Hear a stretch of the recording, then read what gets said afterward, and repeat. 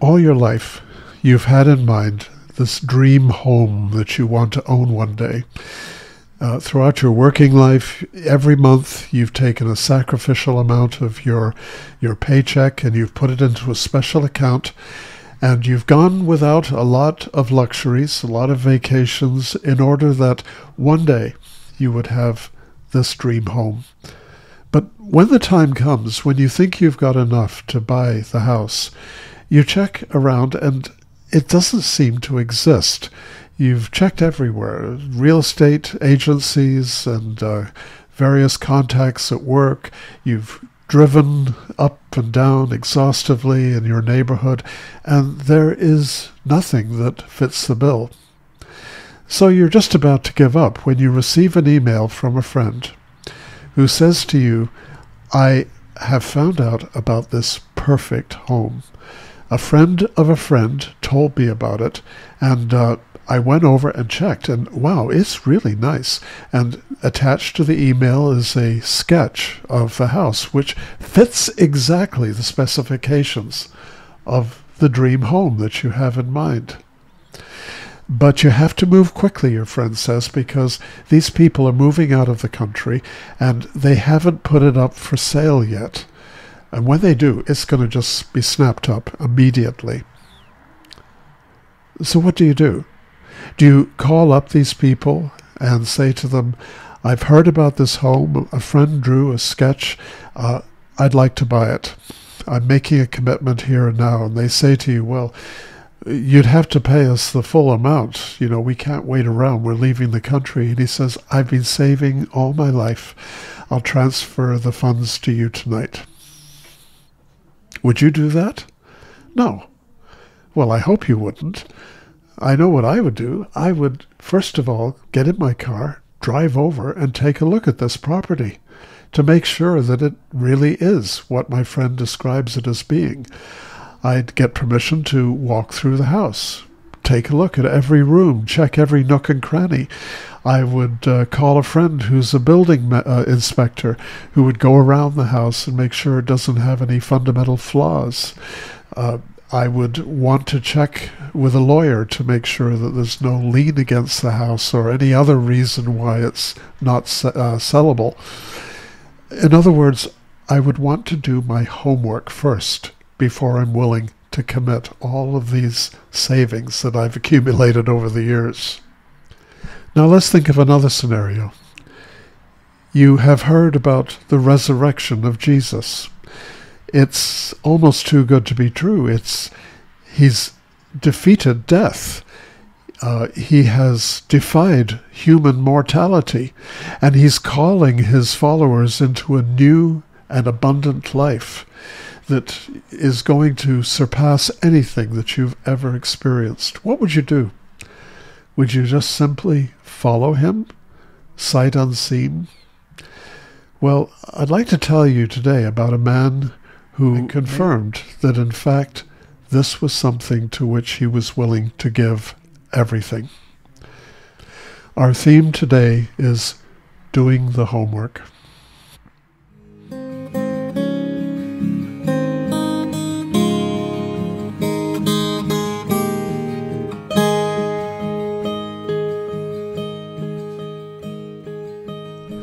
Well, I'm not going to keep you in suspense. The man that I was talking about in the introduction who did his homework was the Apostle Paul. And as I mentioned last week, Paul gave up so much in order to follow Jesus. And he endured so much during his ministry that you have to think this man really did believe in the resurrection of Jesus. And he said that unless Jesus was raised from the grave, our faith is futile. How could he have been so sure? Paul went through, as I said, so much in his ministry. In 2 Corinthians, he talks about what he endured. He said that he went through far greater labors, far more imprisonments, with countless floggings and often near death. 5 times I have received from the Jews the 40 lashes minus 1. 3 times I was beaten with rods. Once I received a stoning. 3 times I was shipwrecked. For a night and a day I was adrift at sea, on frequent journeys, in danger from rivers, danger from bandits, danger from my own people, danger from Gentiles, danger in the city, danger in the wilderness, danger at sea, danger from false brothers and sisters, in toil and hardship through many sleepless nights, hungry, thirsty, often without food, cold and naked, and besides other things, I'm under daily pressure because of my anxiety for all the churches. Wow, what a price Paul paid to undertake his ministry. And so, as I said, he must have been quite sure that his message was true, as unlikely as it seems, as bizarre as it seems that a man should have been raised from the dead, that his tomb was empty.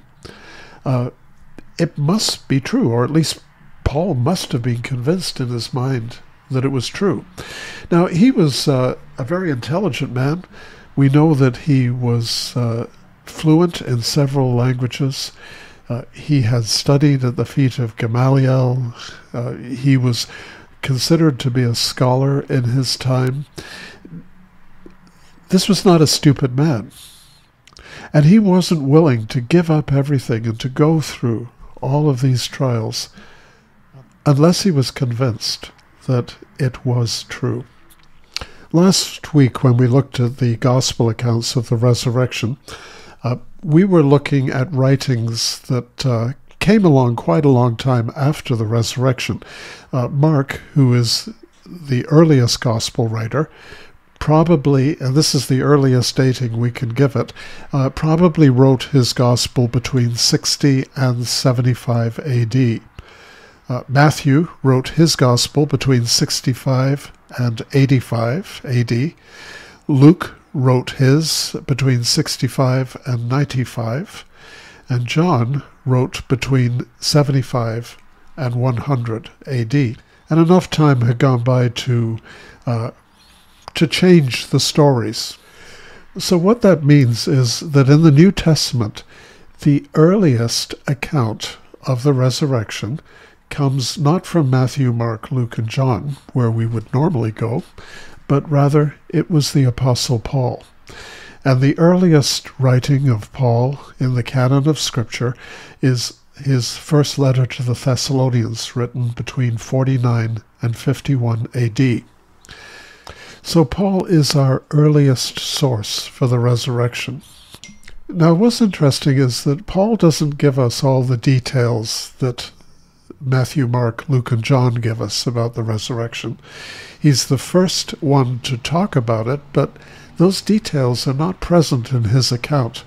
It's really a bare bones description of the resurrection.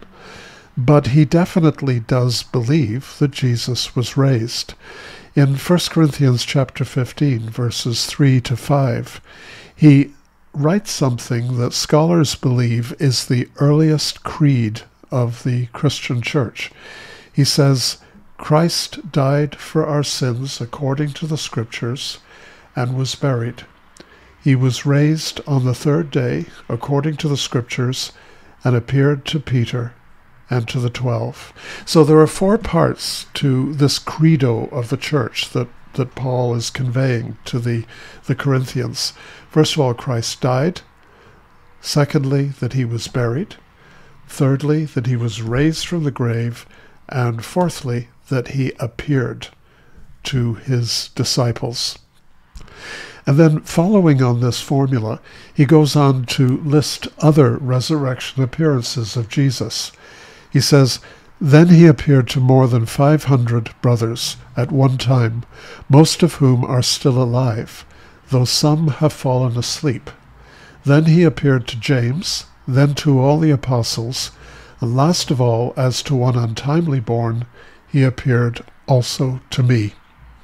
Now, this last point that he makes is a reference to his conversion on the road to Damascus.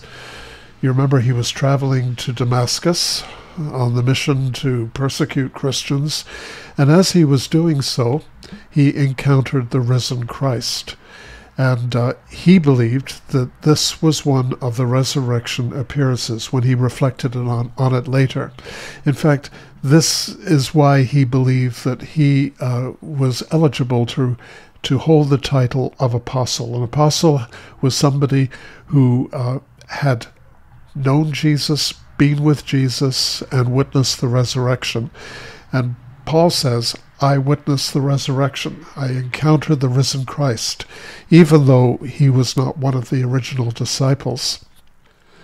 Now, it's interesting that only 2 disciples are given a name when he's talking about all the witnesses to the resurrection. And this is Peter and James. James, the brother of Jesus, not the brother of John.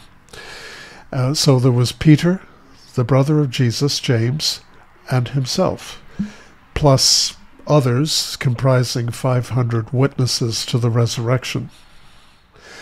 Now, this was particularly poignant because Peter had denied Jesus 3 times in the high priest's courtyard.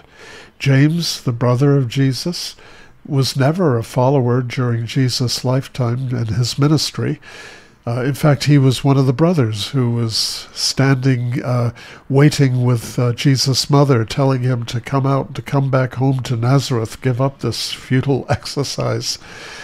So James and Peter were both kind of defective followers of Jesus. And then, of course, Paul, perhaps arguably the most defective of all, because he was a persecutor of the followers of Jesus. But it was these 3 that are highlighted by Paul, James, Peter, and himself, who had witnessed the resurrection, the risen Christ. Now, the Damascus Road experience of Paul, it's believed by scholars trying to juggle the dates and to figure out where they all fit, probably was within a year of the resurrection of Jesus, the Easter Day experience. So that was within a year. And that takes us to the year 34 AD approximately. And then Paul tells us in Galatians chapter 1 that it was 3 years later, after the Damascus Road experience, that he went to Jerusalem. So now that takes us to 37 AD.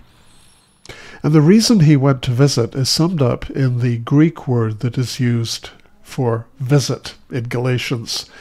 It doesn't just mean to visit, to drop in and go to another place and visit, but rather it means to investigate. The word is historio, and it means to investigate, to inquire, to uncover facts.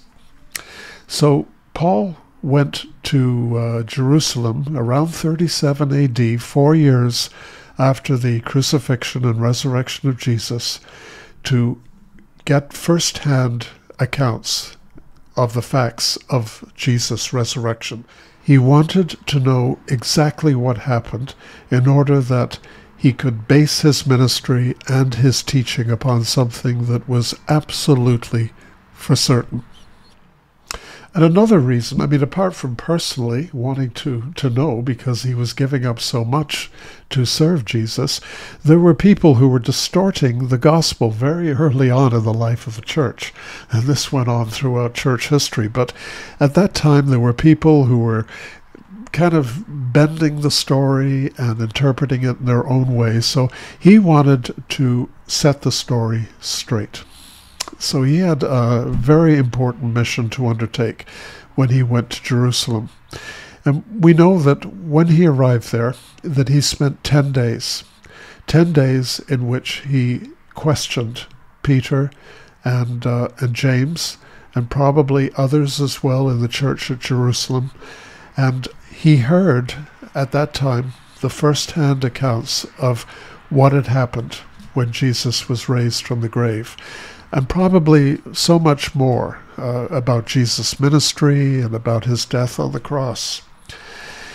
Now, 10 days in Jerusalem, and talking so much about the resurrection, he would have walked with Peter and James over to the garden tomb. He would have seen the place where Jesus' body had been laid, Joseph of Arimathea's tomb. They probably stood outside the tomb, maybe even went inside and conversed, talking about how this happened and then that happened, and all the details around the resurrection. And this was not a story he was receiving that had been passed through many different storytellers. He was getting it from the people who had been present at the time. You remember Peter was the first to run inside the tomb. He raced ahead of the other disciple. And there was Peter with him, describing firsthand what had happened. So Paul got his facts. And because of that, he was able to give so much in his ministry. And he was able to speak with such authority.